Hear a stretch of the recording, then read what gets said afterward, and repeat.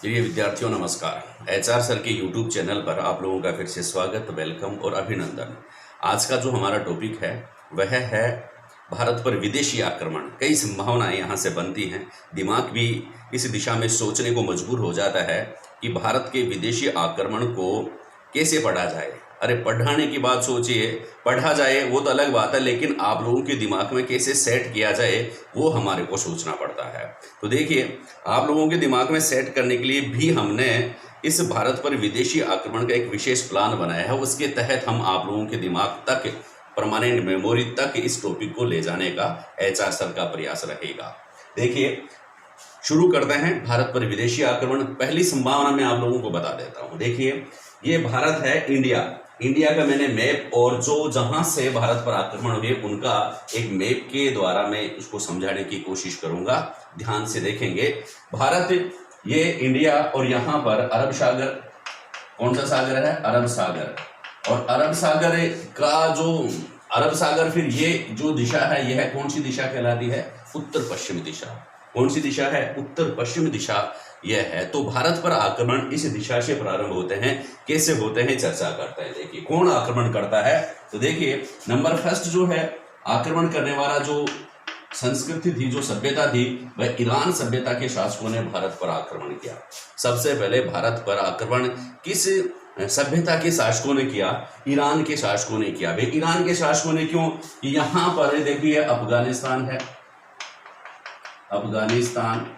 अफगानिस्तान का गांधार यहाँ पर, और गांधार तक्षशिला यहाँ, पेशावर उस समय भारत में ही लगभग, ठीक है। तो यहाँ की जो बात करें, यहाँ पर ईरान है।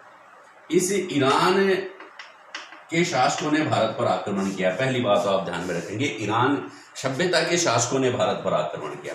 कौन सी सभ्यता के लोगों ने भारत पर आक्रमण किया? ईरान सभ्यता के लोगों ने भारत पर आक्रमण किया सर्वप्रथम। उसके बाद यूनान, यह जो पार्ट है यह यूनानी सभ्यता को रिप्रेजेंट करता है। इसमें यहाँ पर देखिए मकदूनिया है, और यहाँ एथेंस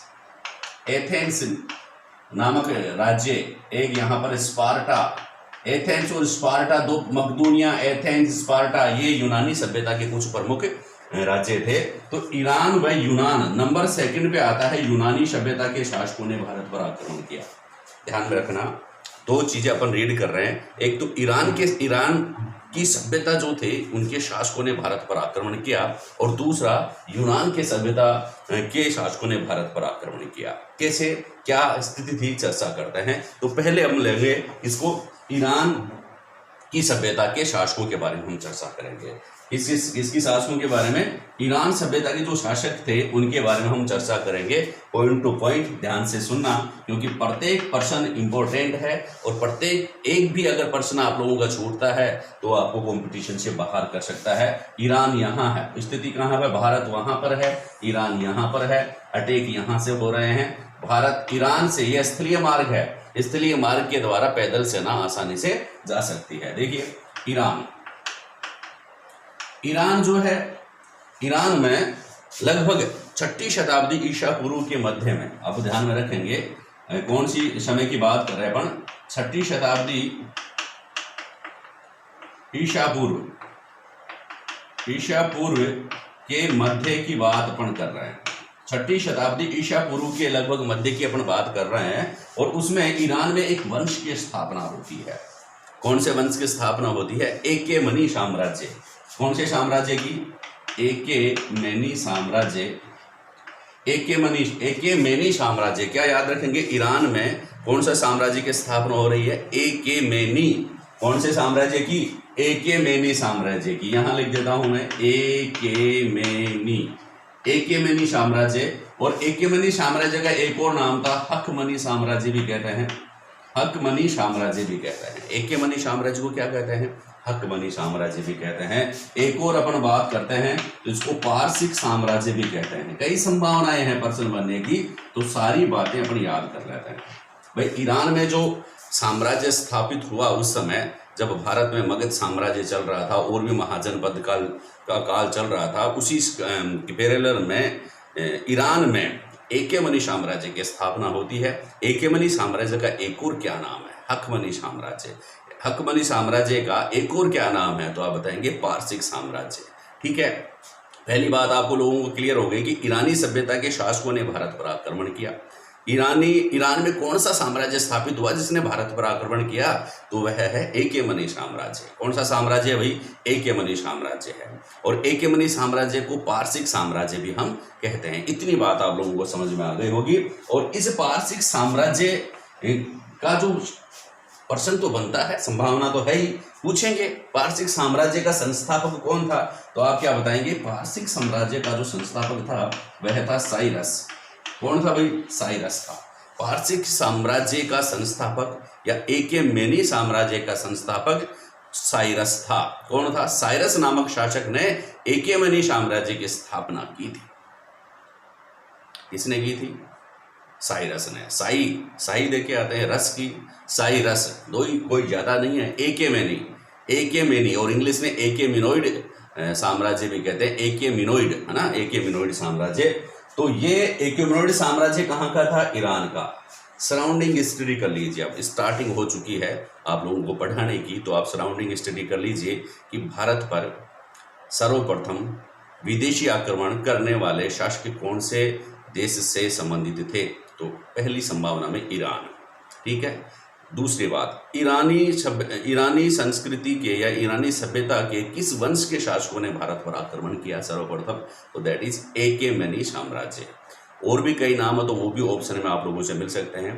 पहला नाम एकेमेनी साम्राज्य का है, दूसरा पारसिक साम्राज्य का है, तीसरा हकमनी साम्राज्य का है। तीनों नाम एक ही हैं, तीनों नाम क्या है, एक ही हैं, ध्यान में रखेंगे। तो फिर अगली संभावना अब निकल कर के आ रही है कि एकेमेनी साम्राज्य का संस्थापक कौन सा था, तो आप बताएंगे साइरस। थोड़ी साइरस की बात कर लेते हैं कि जो ये साइरस था, मैं बोर्ड पे यहाँ लिख देता हूँ, वापस मिटा देंगे।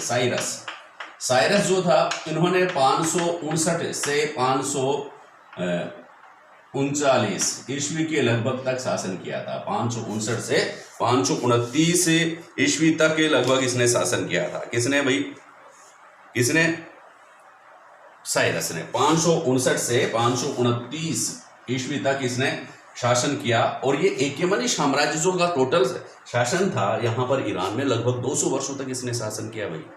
कितने वर्षों तक, 200 वर्षों तक शासन किया। तो साइरस से 529 रीड करेंगे इसको, 559 से 529 ईसा पूर्व तक इसने शासन संभाला था। किया क्या अपने शासन काल में, यह भी बता देते हैं कि आप लोगों को सोचो कि साम्राज्य की स्थापना कर दी, कुछ किया ना धरा, तो इसने कुछ किया जरूर। क्या किया, देखिए इस नक्शे में आप समझिए इस बात को कि जो ईरान जो था, साइरस इसका शासक संस्थापना की, तो राजधानी बनाना तो जरूरी था। वह कहाँ रहता था, कैपिटल में। तो कौन सी, पेशेरगढ़ इसकी राजधानी, जिसकी स्थापना यहाँ पर है। ये फारस की खाड़ी है, फारस की खाड़ी, यहाँ पर भी इन्हीं का शासन था। फारस की खाड़ी है, ये अरब प्रायद्वीप है, अरब सागर है। यहाँ पेशेरगढ़, पेशेरगेड, ध्यान रखना।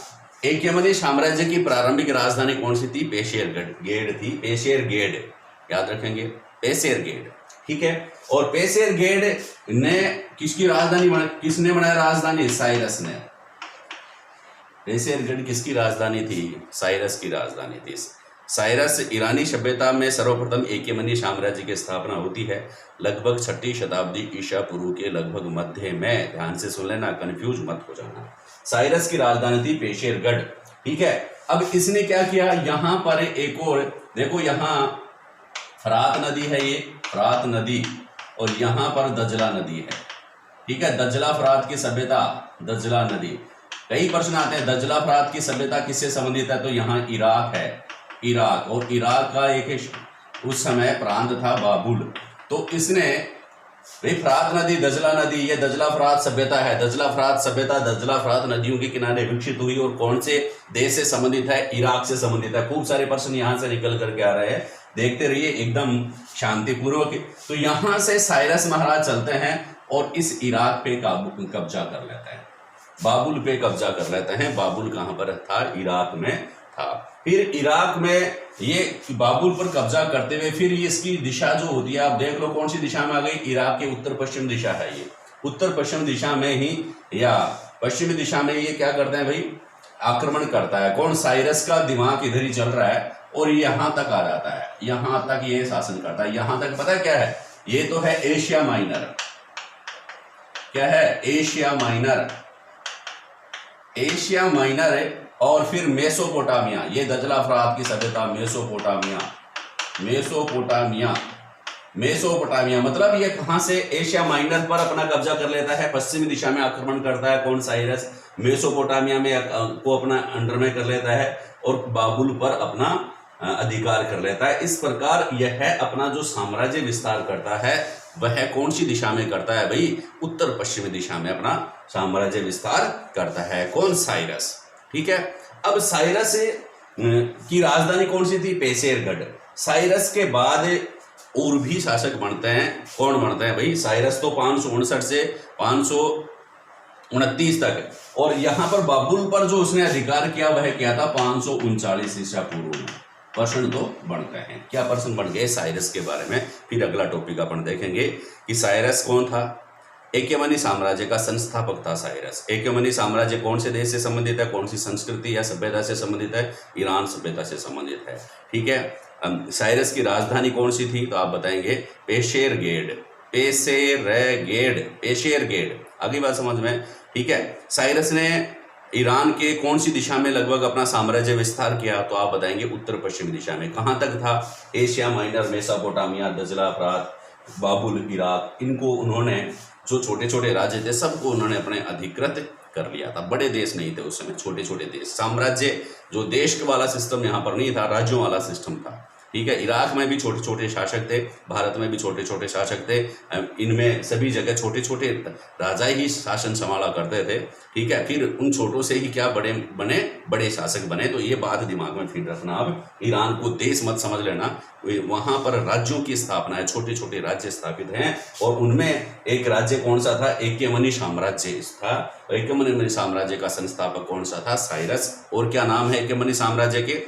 आप बताएंगे हखमनी साम्राज्य, एक्यमनी साम्राज्य, पारसिक साम्राज्य। स्थापना कब हुई? लगभग 6ठी शताब्दी ईसा पूर्व के लगभग मध्य में। आगे बात समझ में? अब हम अगला टॉपिक देखेंगे। कौन सा? एक्यमनी साम्राज्य की स्थापना के बाद इसका दूसरा शासक बनता है ईरान का। कौन सा भाई? कौन सा शासक बनता है? तो देखिए दारा प्रथम। दारा प्रथम ईरान का शासक बनता है, या एक्यमनी साम्राज्य का शासक बनता है। एक्यमनी साम्राज्य। कौन? दारा प्रथम। ठीक है। बहुत बढ़िया प्रश्न है। दारा प्रथम क्या करता है? देखिए क्या महत्वपूर्ण प्रश्न बनता है कि दारा प्रथम वह पहला विदेशी सफल शासक था जिसने भारत पर आक्रमण किया। समझ रहे बात को? कि दारा प्रथम, इसको मैं मिटा देता हूं वापस। पेशेरगढ़, एक्यमनी साम्राज्य, ईरान है, ये यहां तक मिटा देता हूं। ठीक है। तो यहां जो ईरान का कौन सा एक्यमनी साम्राज्य जो था उसका शासक कौन बना? दारा प्रथम। क्या प्रश्न बनता है कि दारा प्रथम का एक और नाम है डोरियस प्रथम। डोरियस फर्स्ट के नाम से भी ये जाना जाता है। और इन्होंने अपना साम्राज्य कुछ इस प्रकार से बढ़ाता है, ये इस दिशा में। कौन सी दिशा हो गई? एक्यमनी साम्राज्य की दिशा कौन सी हो गई भाई? ये पूर्व दिशा में। और भारत के कौन सी दिशा में? पश्चिमी दिशा में। यहां पर जो नदी आ रही है इसको अपना सिंधु नदी कहेंगे। आप लोगों को पता है सिंधु नदी। तो सिंधु नदी के जो दारा प्रथम जो था उसने उत्तर अपने पूर्व दिशा की ओर आक्रमण किया। और पहली खास बात क्या है यहां पर मैं बता रहा हूं कि इन्होंने क्या आक्रमण कर लिया भाई? दारा प्रथम, इसने भारत की उत्तरी पश्चिमी सीमा को विजित किया। उत्तरी पश्चिमी सीमा को जीता। उत्तरी पश्चिमी सीमा को जीत लिया। इसने गांधार को जीता। उत्तरी पश्चिमी सीमा को जीत लेता है, गांधार को जीत लेता है। और इसके बाद क्या? सिंधु नदी के आसपास के क्षेत्र को जीता। सिंधु नदी के आसपास के क्षेत्र को जीता। खास इंपोर्टेंट बात है कि क्षेत्र को जीता। उत्तरी पश्चिमी सीमा, भारत की उत्तरी पश्चिमी सीमा मतलब सिंधु नदी के आसपास का क्षेत्र उसने विजित कर लिया है। किसने विजित कर लिया है? दारा प्रथम ने जीत लिया है। दारा प्रथम का एक और क्या नाम है भाई? डोरियस।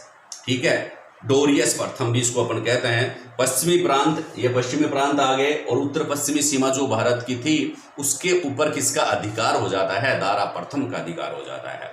और इस जो जब इतना सारा साम्राज्य इसका विस्तार होता है तो कई प्रांत, पूरे साम्राज्य को इसने, दारा प्रथम ने कई प्रांतों में डिवाइड कर रखा था। और भारत का जो उत्तरी पश्चिमी या पश्चिमी सीमा प्रांत जो है, पश्चिमी प्रांत है वो सिंधु नदी का, या भारत की उत्तरी पश्चिम जो दिशा है, वहां पर उन्होंने एक अपना 20वां प्रांत स्थापित किया था।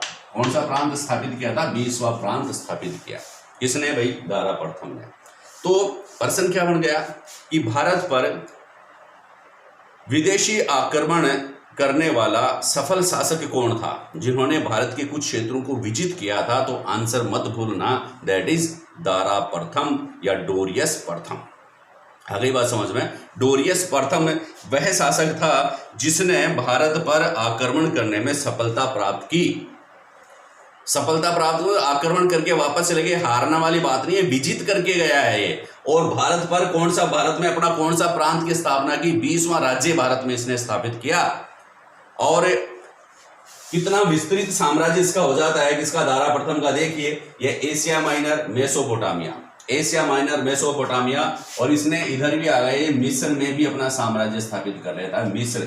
मिस्र में यानी कि यूनान में भी अपना साम्राज्य स्थापित कर लेता है। भारत में भी अपना साम्राज्य स्थापित कर लेता है। मतलब समरकंद, गांधार, अफगानिस्तान, पेशावर, कैस्पियन सागर, काला सागर, दजला, फरात नदियां, फारस की खाड़ी, ठीक है, इसके बाद लाल सागर, और मिस्र में थिब्स नगर जो शहर था उनके ऊपर यह आक्रमण कर लेता है।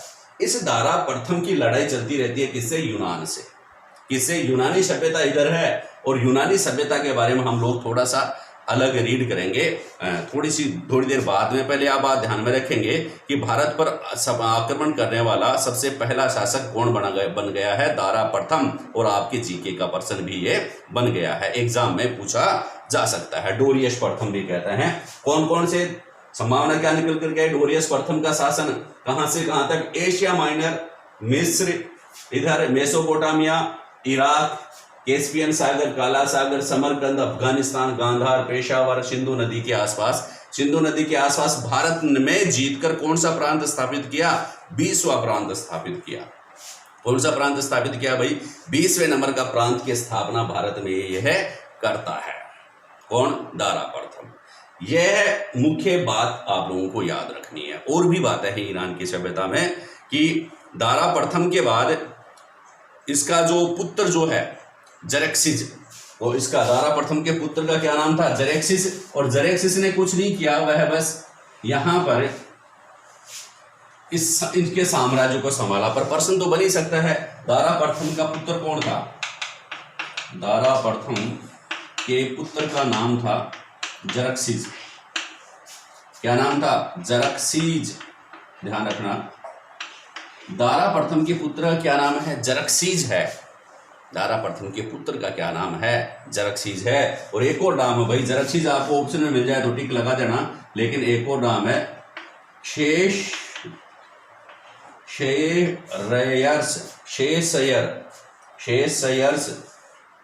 ठीक है, ये देख लो। तो यह जरक्सिस जो था वो किसका पुत्र था? दारा प्रथम का पुत्र था। दारा प्रथम का पुत्र कौन था? जरक्सिस। इसने यह संभाला। दारा प्रथम की भी लड़ाई चलती रहती थी इनकी। भाई ईरान है, यूनान है, ये यूनानी सभ्यता है, और इनकी आपस में लड़ाई भी चलती रहती है। चर्चा करेंगे इसके जस्ट बाद। तीसरी बात मैं आपको बता दूं कि इसके दारा प्रथम के बाद कई एकेमनी साम्राज्य के कई उत्तराधिकारी हुए। एकेमनी साम्राज्य के कई उत्तराधिकारी हुए, और उसमें एक और उत्तराधिकारी है दारा तृतीय। ध्यान में रखना, बहुत इंपॉर्टेंट पर्सन है दारा तृतीय का, दारा थर्ड। ठीक है, दारा थर्ड जो था, दारा थर्ड के समय ईरान में या एकेमनी साम्राज्य का जब शासक दारा तृतीय था, उस समय ईरान पर किसने आक्रमण कर दिया? सिकंदर ने आक्रमण किया। ईरान पर किसने आक्रमण किया? सिकंदर ने आक्रमण किया। सिकंदर कहाँ से आता है चर्चा करेंगे, पहले इनको अपन फिनिश करेंगे। आप ये ध्यान में रखें यहाँ पर कि सिकंदर के आक्रमण के समय, भारत का तो पूछे तो अलग बात है, भारत का शासक कौन था भाई? भारत में कौन था? मगध साम्राज्य में था धनानंद। ये तो आपको पता है, मैंने पहले बता चुका हूं। लेकिन यहाँ पर ईरान सभ्यता में, ये ईरान से होकर जाएगा भारत है। ईरान की सामरिक दृष्टि से बड़ा महत्वपूर्ण ये देश है, कंट्री ईरान। कैसे है आप इसको समझ लेना, पहले बहुत कंसेप्ट क्लियर होंगे यहां से। तो देखिए, दारा तृतीय के समय ईरान का शासक कौन था? दारा तृतीय था। कौन से वंश का है? एकेमनी साम्राज्य का है दारा तृतीय। और दारा तृतीय के समय सिकंदर ने आक्रमण किया। सिकंदर ने आक्रमण किया। कौन है सिकंदर, चर्चा करते रहेंगे, पर फिलहाल ये ध्यान में रखेंगे, दारा तृतीय के समय सिकंदर ने इस साम्राज्य को हराया। और मैं आपको बता दूं कि दारा प्रथम ने के समय, एक और प्रश्न यहां पर बन जाता है, पेशेरगढ़ तो किसकी राजधानी थी? साइरस की। और दारा प्रथम जब शासक बना था तो इसकी राजधानी बन गई थी पर्सेपोलिस। कौन सी राजधानी थी? पर्सेपोलिस।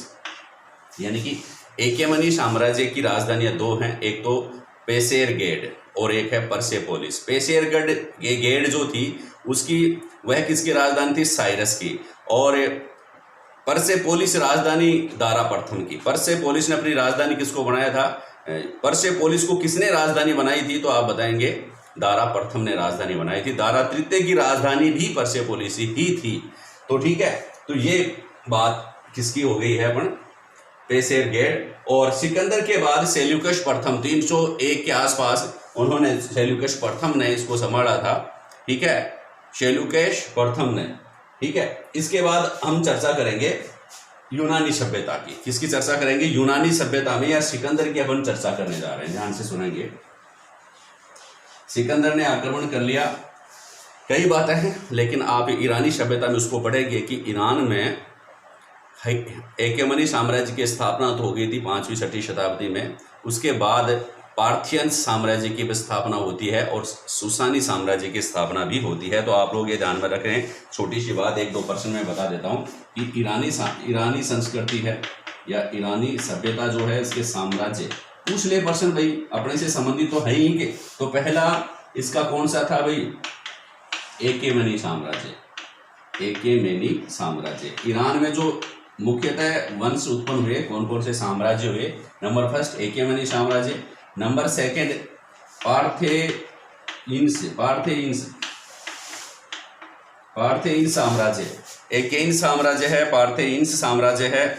और पार्थेइन्स साम्राज्य के बाद ससानी साम्राज्य, मैंने चर्चा कर दी आप लोगों से पहले। ससानी साम्राज्य, बहुत से बार इनका प्रश्न भी आ जाता है। एकेमनी साम्राज्य की स्थापना कब हुई थी भाई? एकेमनी साम्राज्य की स्थापना लगभग 559, यानी कि ईसा पूर्व 559 में पार्थेयंस साम्राज्य की जो स्थापना हुई वह लगभग ईसा पूर्व 2री शताब्दी में, 2री-3री शताब्दी में इनकी स्थापना होती है। ईसा पूर्व 2री शताब्दी में पार्थियंस की 2री शताब्दी, ईसा पूर्व ध्यान में रखेंगे 2री शताब्दी में। और तीसरी बात क्या है? ससानी साम्राज्य की ईसा की प्रथम शताब्दी में ये साम्राज्य था। ईसा की प्रथम शताब्दी में, जब भी पढ़ ही रहे हैं थोड़ा सा और पढ़ लेते हैं। ईसा की प्रथम शताब्दी में या ईसवी सन की प्रथम शताब्दी में ससानी साम्राज्य की स्थापना होती है। और आर्देशीर नामक जो व्यक्ति थे, इसमें से प्रश्न बनता है आर्देशीर। ये इसलिए इंपॉर्टेंट है क्योंकि यह जो ससानी साम्राज्य जो था ईरान का, वह काफी लंबे समय तक पश्चिमी एशिया का सशक्त साम्राज्य, प्रभावशाली शक्तिशाली साम्राज्य रह चुका है। कौन सा? ससानी साम्राज्य। और ससानी साम्राज्य के संस्थापक कौन थे? आर्देशीर। ध्यान रखना, आर्देशीर। तो ये कुछ अलग है अपने टॉपिक से, इनको अलग से हम ईरानी सभ्यता में रीड करेंगे। लेकिन आप लोग ध्यान में रखेंगे कि ईरानी सभ्यता के प्रमुख साम्राज्य कौन कौन से थे? एकेमनी साम्राज्य, पार्थेयंस साम्राज्य और ससानी साम्राज्य। ठीक है, एकेमनी साम्राज्य की स्थापना ईसा पूर्व 6वीं शताब्दी के लगभग मध्य में 559 से 529 ईस्वी पूर्व तक वो रहा इसका संस्थापक। फिर 559 में मान लीजिए पार्थेयंस जो है 2री शताब्दी में, और ससानी ईसा की प्रथम शताब्दी में इन साम्राज्यों की यहाँ पर स्थापना होती है। अब देखिए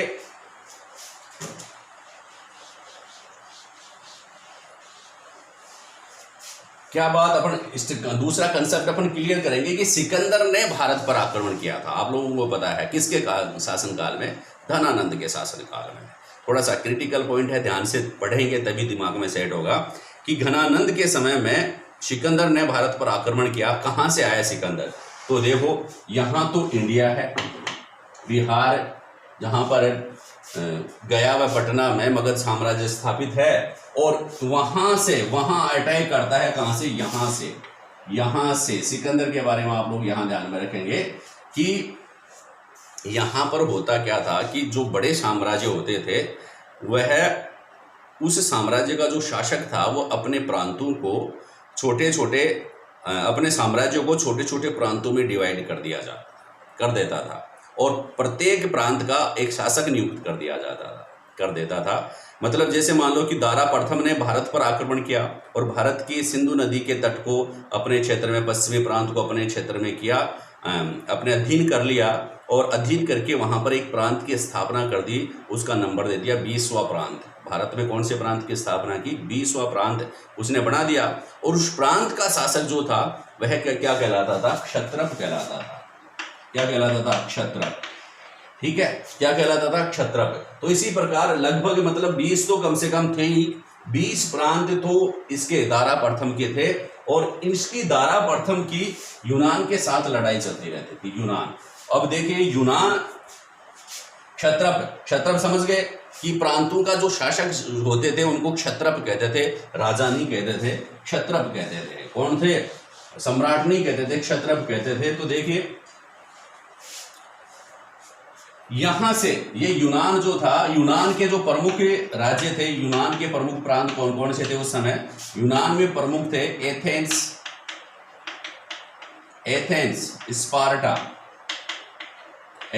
स्पार्टा, मकदूनिया। पहले इसको रीड करना पड़ेगा तब जाके सिकंदर समझ में आएगा। एथेंस है, स्पार्टा है, मकदूनिया है, मकदूनिया के बाद कोरिन्थ है, और इसके बाद ये थीब्स, मिस्र का थीब्स। ये प्रमुख क्या थे उस समय? प्रांत थे यूनान के। और इस यूनान की इस ईरान के साथ लड़ाइयाँ होती रहती थी। मुख्यतः जब दारा प्रथम शासक था उस समय खूब लड़ाइयाँ हुई। तो मैं आपको बता दूं कि इन कौन कौन सी लड़ाइयाँ इनके बीच में हुई थी। तो नंबर पहली लड़ाई जो दारा के और इनके ईरान के, अपन ये कहेंगे ईरान व यूनान के, आप ध्यान रखना, ईरानी सभ्यता की जब लड़ाई दूसरी सभ्यता से होती थी तो सारे राज्य, सारे प्रांत एक जगह हो जाया करते थे। तो देखिए यहाँ तो एक ही था, कौन? दारा प्रथम। तो इसकी लड़ाई किससे हो रही है? यूनानी सभ्यता के लोग से। यूनान कहाँ पर है? यहाँ पर है। यूनान में कौन कौन से आ रहे हैं? एथेंस, स्पार्टा, मकदूनिया, थीब्स। यह है जो पूरा क्षेत्र है वह यूनान के अंतर्गत है, और यह है पूरा क्षेत्र उस समय इस साम्राज्य पर ईरान के हेकेमनी साम्राज्य का शासन था। इन दोनों के बीच में लड़ाई होती है। देखिए किन किन के बीच में? यूनान के, और इधर हो गया ईरान। तो मैं बता रहा था कौन कौन सी लड़ाइयाँ लड़ी, तो एग्जाम की दृष्टि से प्रश्न यहाँ से बनते हैं। तो पहली जो लड़ाई इन्होंने लड़ी वह कौन सी थी? ईरान व इसके बीच में मैराथन की लड़ाई इन दोनों के बीच में होती है। किन किन के बीच में भाई? ईरान के बीच में और यूनान के बीच में। आप लोगों के नाम मैराथन की दौड़ होती है, लेकिन मैराथन नामक की लड़ाई, मैराथन का युद्ध किन किन के बीच में हुआ? तो आप बताएंगे भाई यूनान व ईरान के बीच में। किन किन के बीच में? ईरान व यूनान के बीच में। दूसरा थर्मोपोली के दर्रे में, थर्मोपोली का दर्रा के दर्रे में भी यूनान व ईरान के बीच में लड़ाई हुई। मतलब दारा प्रथम जो था इतना खतरनाक कि इनके बीच में अगर लड़ाई होती है कि मैराथन की लड़ाई हुई, थर्मोपोली की लड़ाई हुई, तो इनमें क्या हुआ कि इसमें हालांकि मैराथन की जो लड़ाई हुई उसमें दारा प्रथम ने एथेंस, यहाँ पर देखो यहाँ तक तो इसका शासन था, एशिया माइनर तक तो इसका शासन था, और यहाँ पर एथेंस को पूरी तरह से इसने तहस नहस कर दिया था मैराथन के युद्ध में। ठीक है। मेरा थर्मोपोली के युद्ध में एथेंस में आग लगा दी थी। थर्मोपोली का जब युद्ध हुआ था इस दूसरे युद्ध में, ठीक है, मैराथन के युद्ध के लगभग 10 साल बाद में थर्मोपोली का युद्ध हुआ था। मैराथन का युद्ध लगभग 490 ईस्वी पूर्व में हुआ था। मैराथन का युद्ध कब हुआ था? 490 ईस्वी पूर्व। इसके लगभग 10 साल बाद में थर्मोपोली का युद्ध हुआ। 480 के आसपास की बात है। थर्मोपोली के युद्ध में ईरान ने एथेंस नगर को पूरी तरह से जला दिया था, ठीक है। एथेंस व स्पार्टा की बड़ी रोचक कहानी है। अब हम अलग से इनमें अध्ययन करेंगे, आप लोगों को बड़ा अच्छा लगेगा कि हाँ भाई एथेंस व स्पार्टा में इस प्रकार की बातें थी। बहुत ही शानदार रोचक कहानी है। इसको अगर आप पढ़ेंगे तो बहुत एंजॉय करोगे। तो मैं ये कह रहा हूँ कि इस ईरान, अब हम पढ़ रहे हैं भारत के संदर्भ में, इसलिए थोड़ा सा ब्रीफ करके हम पढ़ रहे हैं, संक्षेप में पढ़ रहे हैं। एथेंस, स्पार्टा, मकदूनिया, थीब्स ये सम्मिलित रूप से इससे लड़ते हैं। इसने क्या, दारा प्रथम जो है वह एथेंस को जला देता है। कौन से युद्ध में? मैराथन के युद्ध में। जो मैराथन का जो युद्ध है, थर्मोपोली के युद्ध में, मैराथन के लगभग 10 वर्ष बाद थर्मोपोली का युद्ध होता है। और कहने का मतलब इस युद्धों के कारण जो ईरान का एकेमनी साम्राज्य जो है वो काफी कमजोर पड़ जाता है। एकेमनी साम्राज्य क्या पड़ जाता है? हकमनी साम्राज्य क्या पड़ जाता है? पारसिक साम्राज्य क्या पड़ जाता है? थोड़ा सा कमजोर पड़ने लग जाता है। धीरे धीरे इसकी आर्थिक स्थिति और सैन्य बल थोड़ा कमजोर पड़ने लग जाता है। अब जो राज्य हैं, दो प्रांत, एथेंस व स्पार्टा की इनसे लड़ाई हो गई। अब क्या है, इन दोनों के बीच में भी आपस में लड़ाई हो जाती है। किन किन के बीच में? एथेंस व स्पार्टा, यहाँ दोनों के बीच में लड़ाई हो जाती है। अब दोनों के बीच में जो लड़ाई होती है उसके लिए बहुत बढ़िया प्रश्न बनता है। क्या नाम है उस लड़ाई का? पेलिपोनेशियन का युद्ध। ध्यान में रखना, एथेंस व स्पार्टा के बीच में कौन सा युद्ध होता है? पेलिपोनेशियन।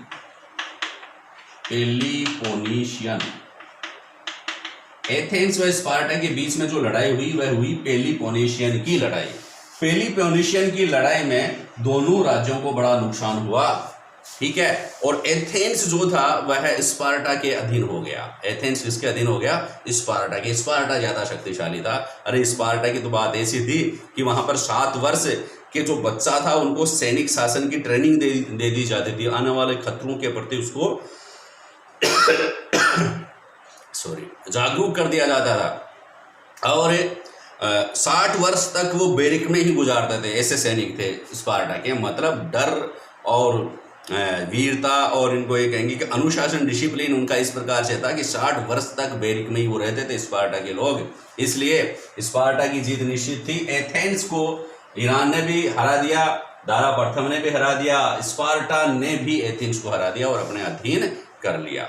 यहाँ इतना होने के बाद सारे यूनान के राज्य जब कमजोर पड़ने लगे तब मकदूनिया का शासक था एक फिलिप II, क्षत्रप।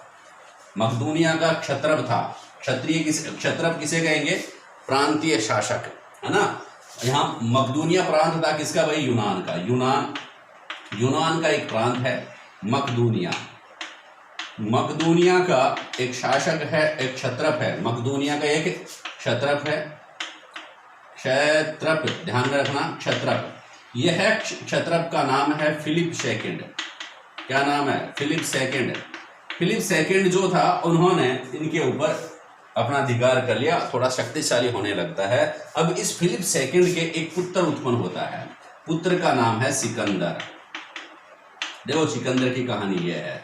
यूनान में कई छोटे छोटे राज्य हैं। एथेंस है, स्पार्टा है, मकदूनिया है, थीब्स है, इसके बाद कोरिंथ है। ये छोटे छोटे द्वीप हैं और इनके ऊपर छोटे छोटे राज्य हैं। इन एथेंस व स्पार्टा यूनान के जो राज्य हैं उनकी लड़ाई होती है ईरान से। ईरान की लड़ाई में, आपसी लड़ाई में खुद टूट जाते हैं और अंततः हार जाते हैं। अंतिम लड़ाई एथेंस व स्पार्टा के बीच होती है और एथेंस व स्पार्टा के बीच की लड़ाई का नाम है पेलिपोनेशियन। ठीक है, क्या नाम है? पेलिपोनेशियन की लड़ाई। पेलिपोनेशियन की लड़ाई जो होती है उसमें कौन हार जाता है? एथेंस हार जाता है, स्पार्टा के अधीन हो जाता है। अब मकदूनिया के सामने चुनौती क्या है? सिर्फ स्पार्टा को हराने की। स्पार्टा वगैरह अन्य जो इसके ऊपर, इस क्षेत्र के ऊपर फिलिप II कब्जा कर लेता है और उसी समय एक शूरवीर, उनके पुत्र उत्पन्न होता है, सिकंदर। तो सिकंदर कहाँ का शासक था? प्रश्न बढ़ता है, सिकंदर कहाँ का शासक था? पर्शियन बन गए। यूनान का शासक था, उत्तर सही। सिकंदर कहाँ का शासक था? मकदूनिया का शासक था, उत्तर सही। सिकंदर किसका पुत्र था? फिलिप सेकंड का पुत्र था, उत्तर सेकंड, आंसर सही। फिलिप सेकंड क्या था? एक क्षत्रप था, प्रांतीय शासक था, तो उत्तर सही। ठीक है, पर्सन बनने की संभावना। फिलिप कहाँ का प्रांतीय शासक था? मकदूनिया का शासक था, उत्तर सही। सिकंदर कहाँ का शासक था? मकदूनिया का शासक था, यह भी आपका आंसर सही। तो सिकंदर के बारे में कंसेप्ट क्लियर हुआ कि सिकंदर कहाँ से आया? यूनान से आया। कहाँ से आया? यूनान से आया। कब आया? चर्चा और करेंगे। यूनान से आया। यूनान में कहाँ से आया? मकदूनिया से आया।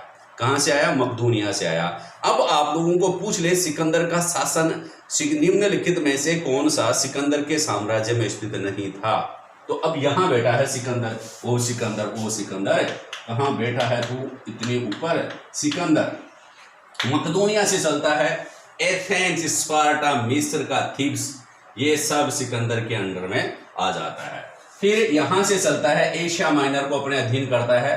भाई ईरान का जो पर्शियोपोलिस साम्राज्य है ना, उसको बुरी तरह से पर्शियोपोलिस को डिस्ट्रॉय कर देता है सिकंदर, यहां से आता है। और सिकंदर ने, आप मैं आपको बता दूं कि लगभग 13 वर्षों के शासक जब बना, 20 वर्ष की लगभग आयु में, तो 13 वर्षों के अंदर अंदर उन्होंने यूनान के समस्त जो प्रांत थे, समस्त शासक थे, समस्त साम्राज्य थे, उनका गोलगप्पा बना दिया। समझ गए? उनको विजित कर लिया उसने। मात्र 13 वर्ष की आयु में उन्होंने पूरे ईरान साम्राज्य को, मेसोपोटामिया को, एशिया माइनर को, मिस्र को, इन सभी को अपने अधीन कर लिया सिकंदर। इसलिए नाम सिकंदर का जब नाम लिया जाता तो बड़ी वीरता का अनुभव होता है लोगों की, यार पता नहीं सिकंदर तो। और मेरे को तो इस प्रकार से लगता था जब मैं पढ़ता था तब कि सिकंदर तो वास्तव में भारत का ही था। क्यों? पता, वीरता के गुणगान इस प्रकार से किया जाता था जैसे वह भारत का ही हो, तो वास्तव में वीर तो था ही। इन्होंने क्या करता है, सिकंदर के बारे में चर्चा कर लेते हैं। तो सिकंदर जो तो कहाँ से चला भाई? मकदूनिया से चला। और मकदूनिया के शासक जो थे, फिलिप सेकंड का ही पुत्र था। एथेंस, स्पार्टा, भूमध्य सागर, मिस्र, आपको देखो सागर भी बात करें तो देखो ये सारा भूमध्य सागर है, काला सागर है, कैस्पियन सागर है। फिर यहाँ कौन सा आ गया? फारस की खाड़ी है। ये फारस की खाड़ी, यहाँ पर फारस की खाड़ी है। फारस की खाड़ी पर भी किसने अध्ययन कर लिया था? सिकंदर ने। तो ये पूरा साम्राज्य यहाँ से लेकर के यहाँ तक, सिंधु नदी के चलेंगे, सिंधु नदी में भारत पर आक्रमण करेगा ये, तो यहाँ तक सारा साम्राज्य सिकंदर के अंडर में आ गया। ठीक है, सिकंदर जब शासक बना तो शासक बनते ही लगभग 13 वर्ष की आयु में, मतलब 336 से 326 ईस्वी तक, तो सारा 13 वर्षों में, 13 वर्ष की आयु में नहीं, 13 वर्षों में ये सारा अपने अधीन कर लिया।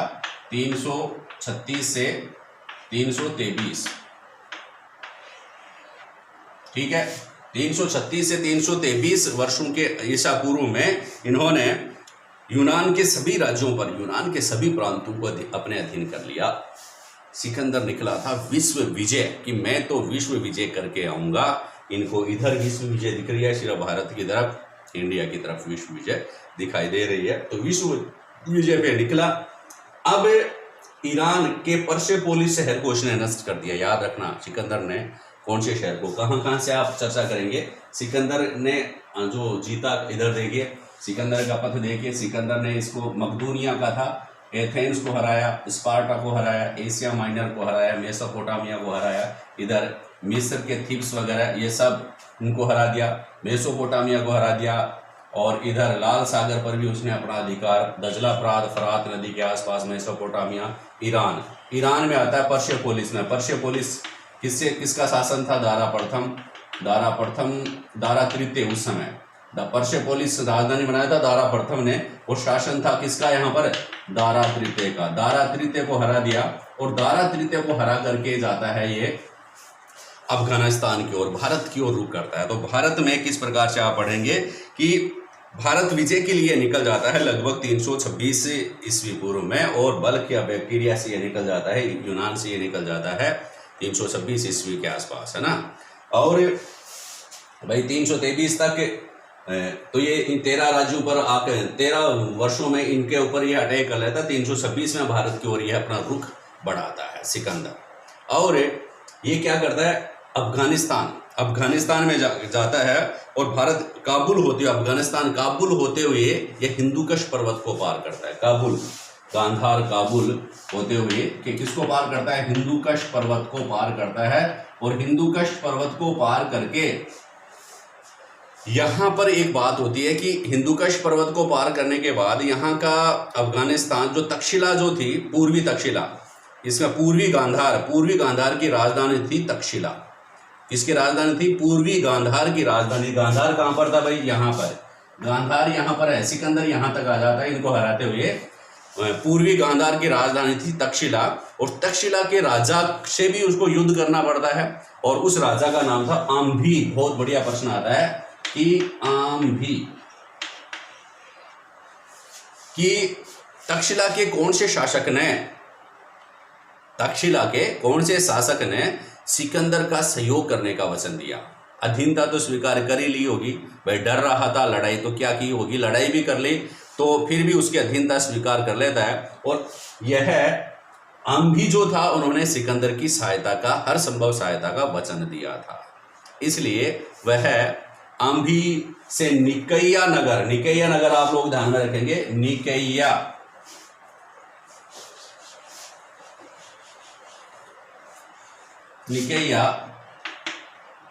ध्यान में रखेंगे, निकैया चर्चा करेंगे इनकी भी। निकैया नगर से होते हुए ये सिंधु नदी को पार कर जाता है। सिंधु नदी को पार करके इसकी लड़ाई होती है भारत में एक और महान शासक से, ठीक है। उस किसको कहेंगे कि सिंधु नदी को पार कर दिया। जब सिंधु नदी को उसने अफगानिस्तान से होते हुए सिंधु नदी को पार कर जाता है, तो इसका मतलब क्या है, सिकंदर भारत में प्रवेश कर जाता है। लगभग 326-27 ईस्वी के आसपास ये भारत में प्रवेश करता है। और भारत में सिंधु नदी को पार करके जब प्रवेश करता है तो झेलम, इनको एक सामना होता है, झेलम व चिनाब नदी, झेलम व चिनाब नदी के बीच के क्षेत्र का जो शासक था, ठीक है, झेलम व चिनाब नदी के जो बीच का क्षेत्र था उसका शासक का नाम था पुरु, और पुरु या पोरस भी इसको नाम से जाना जाता है, पुरु या पोरस। झेलम व चिनाब के बीच का जो क्षेत्र था, उसी क्षेत्र का शासक था पुरु व पोरस। इस पुरु व पोरस से यह युद्ध की चुनौती देता है, वह इससे युद्ध करता है। तो बहुत बढ़िया यहां से प्रश्न निकल करके आता है। इस पोरस के साथ सिकंदर का युद्ध होता है भारत में सर्वप्रथम, सिकंदर का युद्ध। सिकंदर ने सर्वप्रथम आक्रमण नहीं किया है भारत पर, किसने किया है, दारा प्रथम ने। लेकिन सिकंदर भी भारत पर आक्रमण करता है। कब, 327 ईस्वी के आसपास से 327 ईसा पूर्व में इनके बीच में लड़ाई होती है, ठीक है। और यहां पुरु व पोरस के बीच में जो लड़ाई हुई, इस युद्ध का नाम है झेलम का युद्ध। इसको झेलम का युद्ध भी कहते हैं, इसे वितस्ता का युद्ध भी कहते हैं, और इसे हाइडेस्पिज की लड़ाई भी कहते हैं, ठीक है। 3 नाम हो गए। झेलम का युद्ध किन किन के बीच हुआ, तो आप यूनानी शासक सिकंदर के बीच, और पुरु भारतीय शासक पुरु या पोरस के बीच हुई। पुरु व पोरस जो था वह झेलम व चिनाब नदी के बीच के क्षेत्र का शासक था, ठीक है। पुरु व पोरस के बीच में युद्ध हुआ, उसे क्या कहते हैं, हाइडेस्पिज की लड़ाई कहते हैं। क्या कहते हैं भाई, हाइडेस्पिज की लड़ाई कहते हैं। और हाइडेस्पिज की लड़ाई में आप लोगों को पता है कौन जीतता है, जीतता तो सिकंदर ही है। जीतता कौन है, विजय सिकंदर होता है। और एक राजा के भांति सिकंदर उसको क्या कर लेता है भाई, पोरस को बंदी बना लेता है, पुरु को बंदी बना लेता है। पूछता है सिकंदर पुरु से, क्या पूछता है कि बोलो तेरे साथ कैसा बर्ताव किया जाए। सिकंदर जो होता है वह पुरु या पोरस से क्या पूछता है कि आपके साथ कैसा बर्ताव किया जाए। तो सिकंदर जो पोरस कहता है उनको कि जैसा एक राजा दूसरे राजा के साथ बर्ताव करता है, वैसा ही बर्ताव मेरे साथ किया जाए। तो इस बात को लेकर के सिकंदर इस बात से काफी प्रसन्न होता है और उसको अपना साम्राज्य लौटा देता है। देख, राजा की दरियादिली भी आप लोग देखिए कि वह एक राजा दूसरे राजा को अपना साम्राज्य लौटा देता है, और फिर वापस वह निकलने लग जाता है, जाने लग जाता है, चलने लग जाता है। और इसकी सिकंदर की सेना वैसे आगे बढ़ने उसने सिकंदर की सेना ही मना कर देती कि हम आगे नहीं जाएंगे, और वापस लौटने के लिए वो एग्री हो जाता है। तो वापस लौटने का सिलसिला सिकंदर का चालू होता है। कुछ जो इसके सैनिक थे वो है स्थल मार्ग के द्वारा चले गए, और कुछ जल मार्ग के द्वारा, वायु मार्ग नहीं था, जल मार्ग के द्वारा वो निकल जाता है। इस प्रकार सिकंदर की सेना वापस लौट जाती है, और लगभग 323 ईस्वी के आसपास वह कहाँ पर बेबीलोन बेबीलोन में पहुंच जाता है, और वहां जाकर के इनकी मृत्यु हो जाती है किसी बुखार के कारण। बुखार से पीड़ित हो जाने के कारण वह सिकंदर की मौत हो जाती है। तो इस प्रकार भारत पर सिकंदर ने आक्रमण किया। क्या प्रश्न बन रहे हैं? प्रश्न बन रहे हैं कि सिकंदर कहाँ का शासक था? मकदूनिया का शासक था। मकदूनिया कौन सी सभ्यता से संबंधित है? यूनानी सभ्यता से संबंधित है। सिकंदर का साम्राज्य कहाँ कहाँ फैला हुआ था? तो आपको मैप याद आ रहा होगा। सिकंदर का एथेंस, स्पार्टा, यहाँ से अपन करेंगे, फिर नीचे चलेंगे मिस्र में थेब्स, मिस्र पूरा, इसके बाद इस वापस ऊपर आएंगे एशिया माइनर के बाद मेसापोटामिया के बाद ईरान, ठीक है, पर्शिया को तो बिल्कुल नष्ट कर दिया, अफगानिस्तान, गांधार, ये सारा जो मैप दिख रहा है, सिंधु नदी। फिर अपन भारत में आ गए। भारत में सिकंदर आ जाता है, और सिकंदर भारत में आक्रमण करता है। कहाँ पर? झेलम व चिनाब नदी के बीच में इनके बीच युद्ध होता है। झेलम नदी के किनारे एक युद्ध होता है। झेलम को एक और कहते हैं वितस्ता का युद्ध, झेलम का युद्ध, वितस्ता का युद्ध, हेडेस्पीस की लड़ाई भी इसको अपन कहते हैं। किन किन के बीच हुई? सिकंदर व राजा पोरस के बीच, ठीक है। कौन विजय होता है? सिकंदर विजय होता है, और उसको वापस साम्राज्य लौटा देता है कि बोल तेरे को क्या चाहिए, बोले कैसा बर्ताव चाहिए। जैसा पोरस बोलता है, जैसा एक राजा अपने दूसरे राजा के साथ बर्ताव करता है वैसा मेरे साथ बर्ताव चाहिए। तो सिकंदर की ये बड़े दिल वाला भी एक झलकता है, उसने छोड़ करके वापस चला जाता है, और आधी सेना को समुद्री मार्ग से, और आधी सेना को किसके द्वारा? जल मार्ग के द्वारा वापस भेज देता है। तो हम कुछ और प्रश्न इसकी देखेंगे जो सिकंदर से संबंधित हैं। तो देखिए क्या प्रश्न आप लोगों से बन सकते हैं।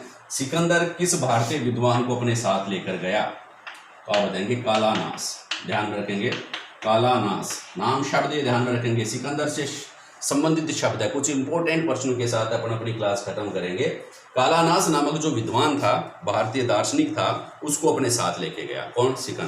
सिकंदर अपने साथ कौन से भारतीय दार्शनिक को साथ लेकर गया? तो दैट इज कालानास, ठीक है। और सिकंदर ने अपने विजय के उपलक्ष्य में निकेया नगर की स्थापना की। निकेया या विजयनगर साम्राज्य, विजयनगर की स्थापना की किसने? कौन से शहर की स्थापना सिकंदर ने अपने विजय के उपलक्ष्य में की? तो निकेया नामक नगर की स्थापना सिकंदर ने अपने विजय के उपलक्ष्य में की, और इसको विजयनगर भी कहते हैं। तीसरा इंपॉर्टेंट प्रश्न यह है कि एक और नगर की स्थापना, सिकंदर के घोड़े का नाम क्या था? सिकंदर का घोड़ा था बेहू केफला। क्या नाम था भाई? सिकंदर के घोड़े का नाम बेहू केफला। देखिए बेहू केफला, सिकंदर के घोड़े का नाम बेहू केफला था। यह झेलम नदी के तट पर इस युद्ध में मर गया था, इसलिए इस नगर की झेलम नदी के तट पर बेहू केफला नामक नगर की भी स्थापना इसने की थी। बेहू केफला नगर की स्थापना किसकी याद में की? तो आप बताएंगे सिकंदर ने अपने घोड़े की याद में बेहू केफला नामक नगर की स्थापना की। तो दो नगर, निकेया और बेहू केफला नगर की स्थापना की। इसने अफगानिस्तान में एक और नगर की स्थापना की थी, उसका क्या नाम था? Alexandria of the Arachosians. Alexandria of the Arachosians, Alexandria, खूब बढ़िया प्रश्न है। Alexandria of the Arachosians, Alexandria of the